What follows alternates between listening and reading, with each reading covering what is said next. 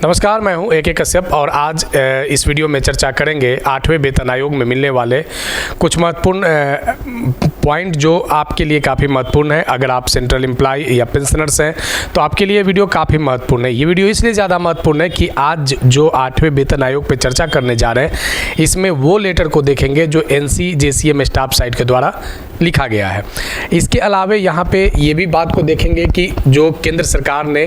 जो कमेटी गठित करने को लेकर कुछ महत्वपूर्ण पॉइंट जो चर्चा में लाया गया है, तो देखेंगे कि केंद्र सरकार का वो पॉइंट क्या NC-JCM स्टाफ साइट के सेक्रेटरी जो शिव गोपाल मिश्रा ने सरकार के सामने डिमांड रखा था, क्या वह पॉइंट दोनों आने वाले समय में क्या टकराएंगे और क्या यहाँ पे जो डिमांड रखा गया है क्या उसमें कुछ बदलाव होंगे या यथावत वही बने रहेंगे या उससे भी कम केंद्रीय कर्मचारी या पेंशनर्स को क्या मिलने की संभावना दिख सकती है। तो इस वीडियो को जरूर आप लास्ट तक देखिएगा। नए जुड़े तो चैनल को जरूर सब्सक्राइब करके बेल आइकन को दबा दीजिएगा। वीडियो अच्छा लगेगा तो लाइक शेयर जरूर कीजिएगा। अगर कोई सुझाव होगा तो आप कमेंट में लिखिएगा। देखिए, 8th CPC का विषय इसलिए ज़्यादा महत्वपूर्ण है क्योंकि 1 जनवरी 2026 को 8th CPC लागू होने वाला है और 8वें वेतन आयोग के इस लागू होने वाले जो प्रभाव है, इसके जो वेतन वृद्धि की जो बातें हैं, ये एक महत्वपूर्ण रूप से उन कर्मचारियों को बेनिफिट मिलने वाला है जो केंद्र सरकार के सेवा में है या सेवानिवृत्त हो चुके हैं। तो 1 जनवरी 2026 से इसका लाभ मिलना तय है, लेकिन अब ये कब लागू होगा इसको इस वीडियो में समझने से पहले हमें समझना होगा कि जो cabinet approved term of reference of 8th central पे कमीशन, यानी जो केंद्रीय कैबिनेट ने द्वारा जो 8वें वेतन आयोग को लेकर TOR से संबंधित कुछ बातों को फोकस किया है, TOR से संबंधित कुछ बातों को जो फोकस किया है उसमें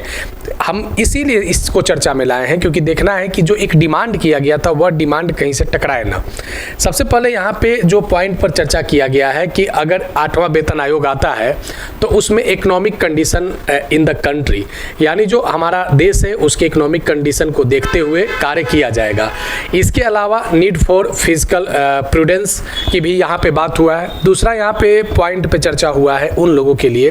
कि the unfunded cost of non contributory pension scheme, जैसे जो OPS है तो इन लोगों को 8वें वेतन आयोग में यानी जो पुरानी पेंशन को पा रहे हैं उन लोगों को क्या बेनिफिट मिलेगा, यहाँ भी इस टर्म ऑफ रेफरेंस में OPS पर भी इस बिंदु पर चर्चा किया गया है। दूसरा यहाँ पे एक और पॉइंट है जिसको आप देख सकते हैं कि resource are available for development expenditure and welfare measures. तो यहाँ पे केंद्र सरकार के जो डेवलपमेंट के जो कार्य चल रहे हैं, जो डेवलपमेंट व्यय हो रहा है, यहाँ पे उसका भी पैमाना एक तय करने की बात किया गया है। उसके बाद देखिए कि impact of the recommendation on the finance of the state government, राज्य भी केंद्र के तर्ज पर लागू करता है तो राज्य के पास भी एक अपना फाइनेंशियल सपोर्ट होना चाहिए। तो इस तरीके का उसे यूजुअली बनाया जाए कि राज्य भी उसे आसानी से उस चीज़ को नोटिफाई कर ले। पांचवा जो पॉइंट जो यहाँ पे जो implement structure benefits working condition available of employ of central public sector undertaking and private sector. साथ ही यहाँ पे टर्म ऑफ रेफरेंस में ये भी बात किया गया कि 8वें वेतन आयोग का लाभ इस तरीके से सजाया जाए कि इससे बहुत ज़्यादा जो प्राइवेट सेक्टर में जो काम कर रहे हैं या जो रिकॉग्नाइज सेक्टर में काम कर रहे हैं, जो अंडरटेकिंग सेक्टर में काम कर रहे हैं, उन लोगों को भी ध्यान में रखकर 8वें वेतन आयोग का लाभ दिया जाए, क्योंकि हमने इसी विषय पर चर्चा आज इस वीडियो में उठाया है। ये जो टर्म ऑफ रेफरेंस देख रहे हैं ये केंद्र सरकार के 5 ऐसे पॉइंट हैं जो 8वें वेतन आयोग में शिव गोपाल मिश्रा जो लेटर लिखे हैं, JCM स्टाफ साइड सेक्रेटरी के जो रिप्रेजेंटेटिव है जिन्होंने पहले एक लेटर लिखा था, उस लेटर के रेफरेंस पे बात कर रहे हैं कि इस लेटर में ये लगभग उस समय लेटर लिखा गया था जब 8वें वेतन आयोग का घोषणा केंद्र सरकार के द्वारा किया गया था कि अब केंद्रीय कर्मचारी को 8वें वेतन का लाभ दिया जाएगा। इसके कुछ महत्वपूर्ण पॉइंट इन्होंने JCM स्टाफ साइड ने सरकार को लिखा था, उसी पॉइंट पर अब चर्चा करेंगे कि आखिर ये सब बातों को जब मांगा जा रहा है तो क्या सच में केंद्र सरकार इन मांगों को स्वीकार करने को तैयार है अपने टर्म ऑफ रेफरेंस के जो अभी 5 पॉइंट देखे उस आधार पर। यहाँ पे मांगा जो गया है कि ये जो 8वां वेतन आयोग का जो बेनिफिट आएगा इसके 9 ऐसे पॉइंट हैं जिसमें केंद्र सरकार के कर्मचारी, औद्योगिक और गैर औद्योगिक, अखिल भारतीय सेवाओं से संबंधित कार्मिक, रक्षा बल और अर्धसैनिक बलों से संबंधित कार्मिक, डाक विभाग से संबंधित ग्रामीण डाक सेवा कहे जाने वाले कार्मिक, केंद्र शासित प्रदेश के कार्मिक, भारतीय लेखा परीक्षक और लेखा विभाग के अधिकारी और कर्मचारी, सर्वोच्च न्यायालय के अधिकारी और कर्मचारी, संसद के अधिनियम के तहत स्थापित नियामक निकाय आरबीआई को छोड़ के उसके सदस्य को और केंद्र सरकार के स्वायत्त निकाय और संस्थाओं के कर्मचारी। 8वां वेतन आयोग का लाभ इन लोगों को मिलना तय है। ये जो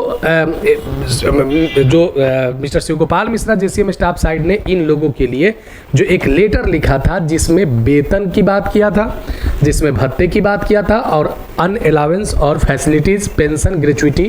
के बारे में,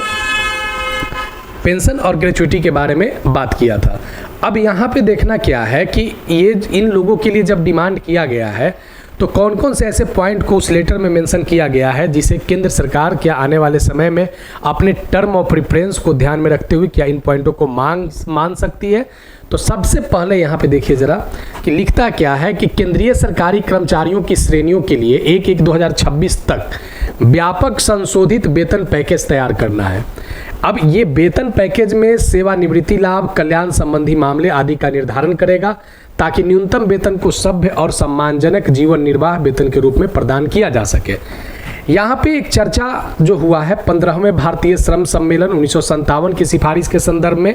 और यहीं पे आता है इस लेटर में जेसीएम स्टाफ साइड के जो सेक्रेटरी हैं उन्होंने एक रॉयड फार्मूला का भी इस लेटर में जिक्र किया है और इसमें इस बात को मेंशन किया है कि 65 वर्षों में हुए विकास और जीवन की आवश्यकताओं को ध्यान में रखते हुए 1/1/2026 तक न्यूनतम वेतन तय करने पर माननीय सर्वोच्च न्यायालय के विभिन्न निर्णयों को भी ध्यान में रखते हुए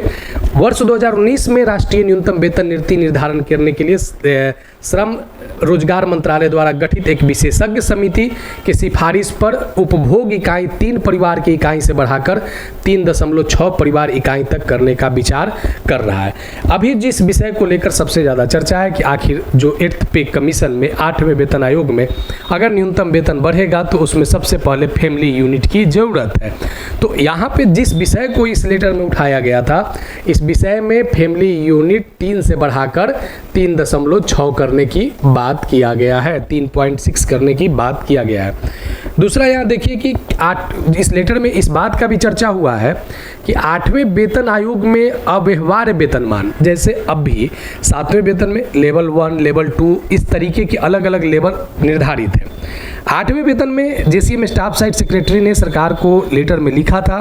कि वेतन के स्केल को जो लेवल है उस लेवल को मर्ज करने की बात, कि लेवल 1 से लेकर लेवल 6 तक सबसे ज़्यादा एम्प्लॉइयों की जो संख्या है और सबसे ज़्यादा एम्प्लॉइयों में जो एक वेतन को लेकर जो सबसे ज़्यादा डिमांड होता है वह लेवल 1 से लेकर 6 तक। तो लेवल 1 से लेकर 6 तक ये वे कर्मचारी है जो खास करके जो नॉन गजेटेड पदों पर हैं, ठीक है, क्योंकि ये मुख्य रूप से ऑफिस का संचालन यही 1 से लेकर 6 वाले लोग अलग अलग जगहों पर कर रहे हैं। इसके अलावा देखिए कि यहाँ पे यही चर्चा किया गया कि लेवल 1 को लेवल 2 के साथ मर्ज कर दिया जाए, लेवल 3 और लेवल 4 को मर्ज कर दिया जाए, उसी तरीके से लेवल 5 और लेवल 6 को मर्ज कर दिया जाए। तो यहाँ पे जब बात आया कि आने वाले समय में ये बात महत्वपूर्ण रूप से क्या केंद्र सरकार इसको एडॉप्ट करती है कि लेवल को मर्ज कर दे। लेवल को मर्ज करने से बेनिफिट उन लेवल वाले लोगों को होगा जो अपने एक न्यूनतम बेनिफिट से अब वो अपने अपर बेनिफिट की ओर जा सकते हैं। अब यहाँ पे आगे देखेंगे कुछ और महत्वपूर्ण पॉइंट इस लेटर में मेंशन किया गया था। इसका जो रिलेटेड पॉइंट है इसको आप देख सकते हैं, इसको आप यहाँ पे इस तरीके से भी देख सकते हैं जो और कुछ बात जेसीएम स्टाफ साइड के द्वारा लेटर में मेंशन किया गया था। यहाँ पे एक बात और किया गया था कि सेवा में न्यूनतम 5 प्रमोशन जरूरी है और यहाँ पे एमएसपी की सिफारिश किया गया था। अब देखिए यहाँ पे कुछ और महत्वपूर्ण बातें चर्चा किए गए। केंद्र सरकार के कर्मचारी और पेंशन भोगियों को तत्काल स्वीकृत किए जाने वाला अंतिम राहत का निर्धारण करना, वेतन और पेंशन में तत्काल विलय किए जाने पर महंगाई भत्ते और राहत के प्रतिशत का निर्धारण करना, विसंगति समिति की बैठक और संयुक्त आयोगों की बैठक में कर्मचारियों के पक्ष के द्वारा उठाया गया विभिन्न 7वें वेतन आयोग के विसंगतियों को निपटारा करना, क्योंकि 7th पे कमीशन में बहुत सारे ऐसे पॉइंट देखे गए थे जहां पे कर्मचारियों को लग रहा था कि यहाँ पे डिस्क्रिमिनेशन है, तो उस चीज को इसमें दूर करने की बात किया गया, खास करके महंगाई भत्ते और राहत से संबंधित बातों को लेकर। अब देखिए, ये तो उन लोगों के लिए खास करके जो डिमांड किया जा रहा है जो अभी सेवा में है, जैसे पदोन्नति का लाभ हो या एमएसपी का लाभ हो। अब उन लोगों के लिए बात किया जा रहा है इस लेटर में कि जो लोग सेवानिवृत्त हो चुके हैं उनको कौन सा लाभ दिया जाए। तो यहाँ पे इस चीज़ को भी यहाँ पे देखना है। यहाँ पे इस लेटर में एक बात को और मेंशन किया गया है, इस बात को और मेंशन किया गया है कि जो पेंशन मृत्यु सह सेवानिवृत्ति ग्रेच्युटी, पारिवारिक पेंशन, 12 वर्षों के बाद पेंशन के परिवर्तन हिस्से की बहाली, हर 5 वर्षों के बाद पेंशन वृद्धि और पूर्व के भावी पेंशन भोगियों के बीच समानता के लिए संसदीय अस्थायी समिति की सिफारिशों को लागू करना। जो स्टैंडिंग कमेटी पार्लियामेंट का है उसके जो अभी तक रिकमेंडेशन आए हैं उस रिकमेंडेशन को यहाँ पे मतलब उसको ओके कर देना है, पास कर देना है। 1 जनवरी 2004 या उसके बाद जो भर्ती हुए केंद्र सरकार के कर्मचारी हैं और जो CCS 1972 और अब 2021 के तहत परिभाषित और गैर अंशदायी पेंशन योजना की समीक्षा कर उन्हें बहाल करना। यहाँ पे ये उन लोगों के लिए है जिनकी अपॉइंटमेंट केंद्र सरकार में 1/1/2004 के बाद हुआ था, लेकिन उन पे अब CCS पेंशन रूल 1972 और संशोधित एक्ट 2021 प्रभावी है। किस आधार पर? अगर सरकार ने विज्ञप्ति देने में देर किया था या अपॉइंटमेंट देने में देर किया था तो ये लोग एनपीएस से ओपीएस की ओर मूव हुए थे। तो एनपीएस के अलावे ये लोग को ओपीएस का बेनिफिट मिलना शुरू हो गया और ये लोग एनपीएस से बाहर निकल गए। तो इन लोगों के लिए भी जो ओपीएस में जब आए हैं तो इन लोगों की योजनाओं को भी समीक्षा और बहाल करने की यहाँ पे बात किया गया है स्टाफ साइड के द्वारा। देखिए, कुछ और महत्वपूर्ण पॉइंट, जो सबसे महत्वपूर्ण पॉइंट यहाँ पे देख सकते हैं कि भारत के 2 ऐसे डिपार्टमेंट, एक रेलवे और एक रक्षा, रेलवे और डिफेंस, जो दोनों 365 दिन 24 घंटे देश की सेवा में लोग कार्यरत है।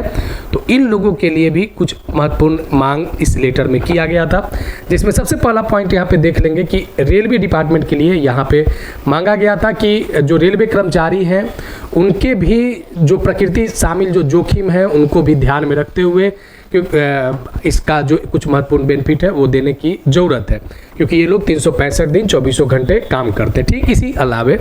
जो डिफेंस में, सेना में है, वे लोग भी जैसे नागरिक कर्मचारी हथियार, गोला बारूद, रसायन, विस्फोट, एसिड जैसे चीज़ों के साथ, वेपन्स के साथ वे हमेशा रहते हैं। तो इन लोगों के लिए भी कुछ महत्वपूर्ण अलग से एचसीपीसी में बेनिफिट मिलना चाहिए। ये बात का चर्चा हमने इसलिए उठाया कि टर्म ऑफ रेफरेंस जहाँ पे सरकार ने 5 ऐसे पॉइंट दिए हैं जहाँ पे इकोनॉमिक कंडीशन की बात आ रही है, जहाँ पे फिस्कल प्रूडेंस की बात आ रही है, जहाँ पे स्टेट एम्प्लॉइयों की बात आ रही है, उससे क्या ये जो पहले जो लेटर लिखा गया है जिसको हमने आपको सामने रखा है, तो क्या ये लेटर जो Shiv Gopal Mishra JCM staff side secretary जो है, क्या इनकी ये महत्वपूर्ण मांग कर्मचारियों के हक में क्या केंद्र सरकार मानने जा रहा है? क्योंकि डिमांड वैसा किया गया है जिससे वाकई कर्मचारियों को आने वाले समय में अगर ये सभी लाभ एचसीपीसी में अगर शामिल किए जाए, अगर कमेटी इसको शामिल करता है तो आने वाले समय में केंद्रीय कर्मचारियों के हक में एक बेहतर यहाँ पे आप देख सकते हैं कि उनको एक बेहतर उपहार मिल सकता है। 1 जनवरी 2026 का इंतजार करने वाले वे केंद्रीय कर्मचारी और पेंशन भोगी जिनके लिए 8वें वेतन आयोग का लाभ आने वाला है। तो ये एक महत्वपूर्ण रूप से हमने इस चर्चा को इसलिए उठाया कि ताकि ये जानने की ज़रूरत है कि इस JCM staff side secretary Shiv Gopal Mishra के द्वारा जो बातों को रखा गया है उसे केंद्र सरकार किस तरीके से अपनाती है या इसे कमतर करके आंकती है। तो मिलेंगे आगे फिर हम कुछ महत्वपूर्ण अगर एचसीपीसी से संबंधित अगर इन्फॉर्मेशन होगा तो। अगर वीडियो अच्छा लगा है तो लाइक शेयर ज़रूर कीजिएगा। अगर कोई सुझाव होगा तो आप कमेंट में लिखिएगा। मिलेंगे आगे नेक्स्ट वीडियो नेक्स्ट टॉपिक में। धन्यवाद।